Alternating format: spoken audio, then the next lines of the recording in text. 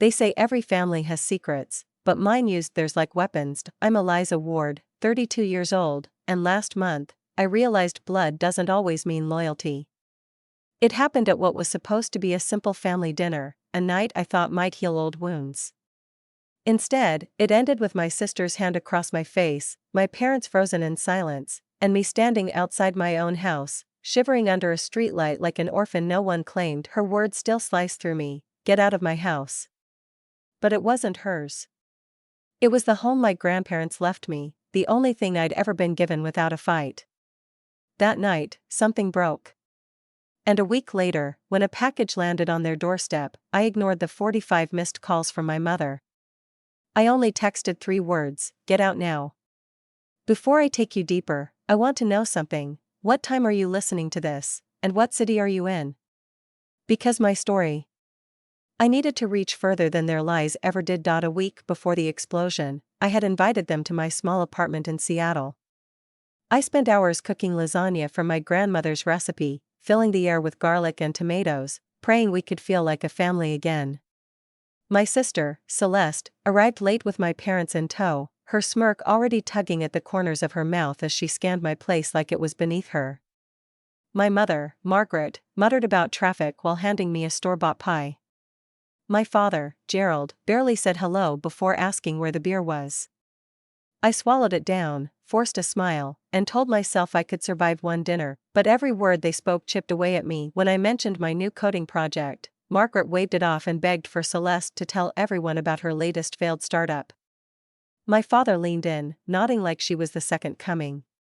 Then came the dagger. Margaret asked casually about the house my grandparents left me. Celeste's eyes lit up. "It'd be perfect for me," she said. I froze. My house. The only thing my grandparents, Lillian and George, left behind for me. And yet, in that moment, my entire family acted like it had been theirs all along. "You don't need all that space, Eliza," Celeste said, leaning across the table. My chest tightened. "It was left to me, not you." Gerald cleared his throat.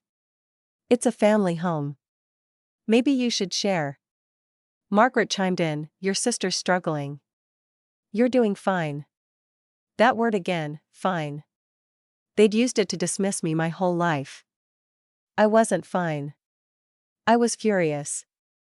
I said it out loud, "You've handed Celeste everything while I scraped for every single thing I have." The silence cracked when Celeste shoved back her chair. Her palm slammed into my cheek, sharp and hot, before she grabbed my arm and forced me toward the door. "Get out of my house," she snarled. The door slammed. I stood outside in the dark, lip bleeding, heart hammering. My parents never moved, never spoke. They just let it happen. That was the night something in me snapped. I whispered to myself, "Game over." And I meant it. I drove to a coffee shop, hands shaking, and called my friend Nadia. She listened quietly, then said words that lit a fire in me. "Eliza, you need to protect what's yours. They'll never stop until you fight back." That night, I opened my laptop and pulled up the deed to the house. It was clear, my name, my inheritance. The next morning, I contacted a lawyer Nadia recommended, a sharp woman named Clara Jensen. She studied the documents and said words that made me dizzy with relief. "The will is airtight." "Your family?" "They're squatters. You can evict them in 72 hours or sell the house outright. Your choice." Squatters. The word burned into me. My parents and sister weren't protectors of my grandparents' legacy, they were thieves, living in my home like it had always belonged to them. That's when I made my decision. I wasn't going to fight for their approval anymore. I was going to take back what was mine. Clara helped me prepare a package, certified copies of the will, the sale contract, and a legal eviction notice. I didn't just plan to evict them.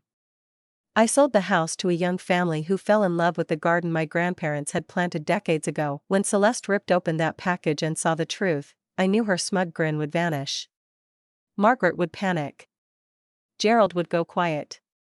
And for once, I would hold the power. For 32 years, I had been the daughter who stepped aside, the sister who was told she'd be fine. They stole my college fund for Celeste's failed app. They gave her cars while I rode buses, excuses while I worked double shifts. Every wound led me here, to the slap, to the silence, to the eviction notice. Selling that house wasn't just about money. It was about finally breaking free. When the package landed, their empire crumbled. Celeste's startup collapsed under debt. My parents lost their home to foreclosure, their reputation shredded.